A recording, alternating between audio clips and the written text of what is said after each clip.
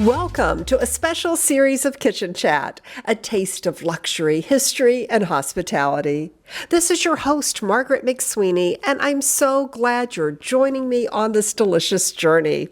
Today, let's have a kitchen chat with the legendary Nigel Barker, the photographer on America's Next Top Model. He was the MC at a recent fashion show in Chicago that benefited Wings. I serve on the Leadership Advisory Board for Wings, whose mission is to provide housing, integrated services, education, and advocacy to end domestic violence. Nigel recently launched an Espresso Martini brand and shares some fun stories about the history of Espresso Martini and its tie to fashion. So let's welcome Nigel Barker to Kitchen Chat. Thank you very much. I was going to say welcome to the runway right now. We're actually sitting front row at a runway show, so it couldn't be more apropos to be interviewing me at a fashion show before the show begins. Well, I've launched an Espresso Martini brand, so I'm obviously known for fashion, and I'm known for being a photographer in the entertainment industry, but the Espresso Martini has become the most fashionable cocktail in the world. Right now, it is the #2 most ordered cocktail by either a man or a woman anywhere in the United States. That's just happened as of about 3 weeks ago. And it is actually driven by women it is the #1 cocktail ordered by the ladies. So thanks, ladies, because you've made my drink very successful. Driven because I think, first of all, everyone loves coffee, yes. Right? It's a universal drink. It's been around for thousands of years. And the Espresso Martini has its roots in the legend, has it that a supermodel walked into a bar in London in the early 90s rather, and asked for a cocktail that would wake her up and mess her up. And the bartender created the first Espresso Martini, using the coffee to wake her up and the vodka to mess her up. And the rest is history, if you like. Now, it kind of died down for a while there, but as of the past 5-6 years, it's gained popularity. And what we've done is, over the past 2 years, have created a recipe which has basically done all the work for you. It's kind of a complicated drink to make. You have to be a barista and a bartender normally. You have to pull an espresso shot, you have to have vodka, you have to have coffee liqueur, you have to have all the different ingredients. And coffee's very fickle, difficult to work with. It settles, it sours. We went through over 77 coffees before we settled on an 100% Colombian espresso coffee using an Arabica bean. We use a vodka that we distill ourselves. It's corn-based in Lansdale, Pennsylvania, and we distill it 6 times, which means that it's very smooth, because every time it goes through the distillation process, it gets a little bit smoother. The edges are taken off, and it's not that sharp vodka that you get. It's very smooth, and caramelized brown sugar. So we have 3 ingredients, and it's all natural, vegan, gluten-free, and you simply have to shake it, and here I have a bottle down here, shake it on ice in a shaker, and you're ready to go, and it will create a perfect Espresso Martini. Oh, I love this. As you bring the luxury experience from haute couture to haute martini espresso. And love that. I may have to steal that.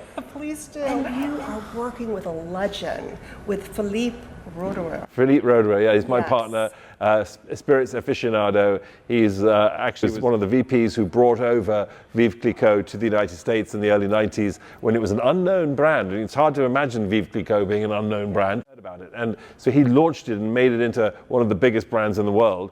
He was also the former CEO and one of the people who founded Voss Water, which, for any of you are familiar with that fabulous water in the glass bottles, way ahead of its time when people, were still drinking water in plastic all the time. They produced these glass bottles and it did incredibly well. And so this is his latest project, my latest project. He has the business acumen and the know-how from the spirits world. I bring marketing, entertainment, fashion, and our worlds come together, and we've created the Barker Company, and we launched all of 7 months ago, and now we're in 20 states around the United States. We'll be nationwide by the middle of next year, and we'll go international end of this year. And we just launched our cappuccino martini in 6 of our markets, which is a first to market. So that's a dairy version, and we use a Wisconsin cream to create that dairy liqueur. I asked Nigel about his views on hospitality and how he defines it. Hospitality is something which I think is normally taught to us by our parents first and foremost, right? It's, I bet many of us when we were kids, you'd go shopping with your mum and she'd come back from the grocery shop and she'd be unpacking the groceries and she'd tell everybody, and by the way, everyone, this is not for you.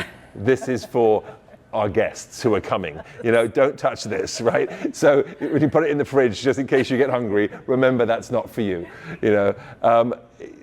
That's part of hospitality. It's about the thought that, that you're caring for someone else, that you're looking after someone else.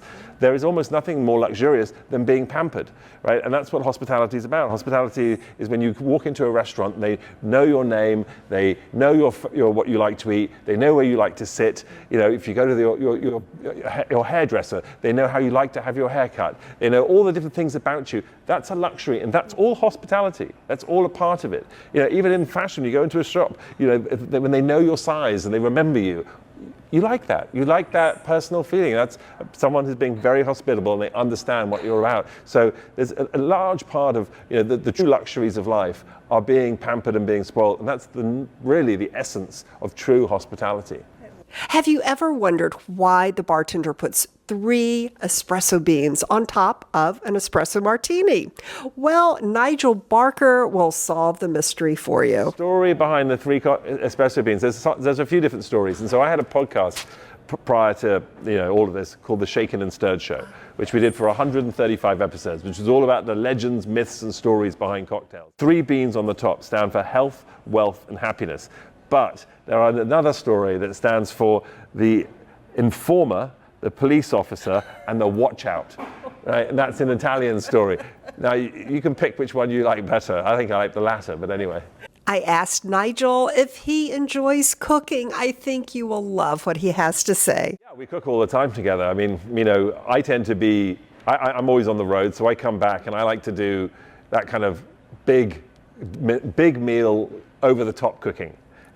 So my wife and I, we always laugh about it because she really does the majority of the sort of everyday cooking. She's making breakfasts, lunch, kids' meals, all the stuff, like all the time during the week. And she's always busy. And I tend to sort of come in and be like, oh, what's for dinner kind of thing. But then what happens on the weekend is that I'm like, oh, okay, it's Saturday night. I'll go, and what I want to make a curry, or I'll, multiple dishes, and I'll open a bottle of wine, and the whole thing is a palaver, and I turn the kitchen upside down, and it's like 1,000 pots, and my wife's like, do you have to use every pot and pan in the entire kitchen? But that's the sort of the difference between the two of us. As far as a tip for cooking, though, I love to make things colorful. I like to make things picturesque. Again, perhaps it's the photographer in me, it's the creative in me. The whole process, the look, the feel, and the vibe. That's one of the reasons why I love curries, because of all the colors and the smells and the spices. And so it's like, it's so sensual and it's such a visual treat. So that for me, remembering the colors, even when my wife jokes sometimes, I'll make a salad or something once in a while, and even if I lay it out, it's how I put the plate together. It's the sort of the plasma of the plate, Yes. And I'm like, and it's so important for me, like how the tomatoes are cut and look and the whole 9 yards. Sort of, I don't just sort of go plunk, When I asked Nigel if he has any tips for photography and making us all look tall and skinny, here is his answer. How can I make you look skinny and tall with a camera? Well, I'm a photographer, not a magician, but the reality is that I think it has more to do with being confident in who you are. And a good photographer, obviously they know your angles and they kind of know the best places for the camera. But I always say, look, there's no correct right shape or good-looking shape or physique or whatever. When someone looks amazing, they look amazing because they feel amazing.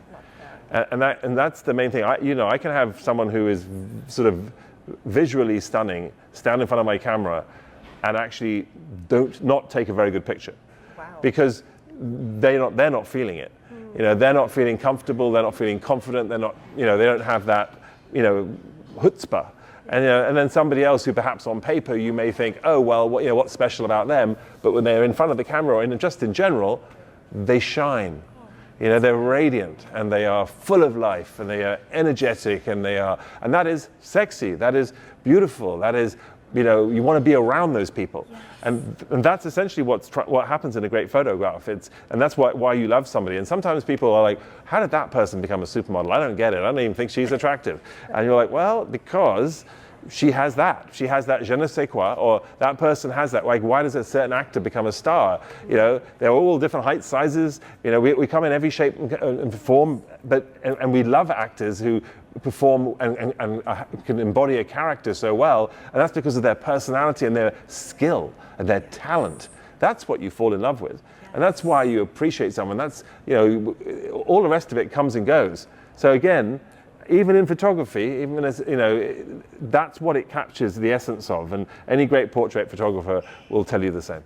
I actually did photograph all the photographs from our Espresso, and and I'll give you some clips that you can play that show all about it. But yeah, absolutely. Look, everything, even my bottle, I tried to make this look as beautiful as possible. This is Italian glass, and we import it. It's 97% UV proof, but we wanted something that would look very elegant, classic, and stylish. Look, when it comes to taking photographs. And I say this to people all the time, actually. People constantly sending me their pictures and saying, what do you think? What do you think? To be a true artist, you have to not care what anybody else thinks. It's your art, it's your photograph. The question isn't whether I like it. The question is whether you like it. And if you like it, then you've done the right thing. If I like it, does it matter to you? Maybe it does, but it shouldn't. And you can imagine any of the artists in this room who created any of this art at 21C Hotels, which is where we're at right now, they don't ask someone, should I put my paintbrush down now? They just put their paintbrush down when they're done. Yes. So remember that, and know that having your own signature when it comes to taking pictures, when it comes to cooking, when it comes to doing anything creative, that's your signature. That's how you do it, and you should be proud of the way you do it. Thank you so much, Nigel, for being on Kitchen Chat. I love his wisdom about finding your signature. This is a great way to pursue your passion and purpose in life. Please visit barkermartinis.com for more information about his products. Remember to always drink responsibly and only if you're 21 and older. Many thanks to Wings for all that you do to help end domestic violence. Please visit wingsprogram.com for more information. And thank you, dear foodie friends, for being a special part of this journey. Please visit kitchenchat.info and follow Kitchen Chat on Instagram, where you'll find inspiration for your next delicious destination. And always remember to take a moment and savor the day and savor the sip.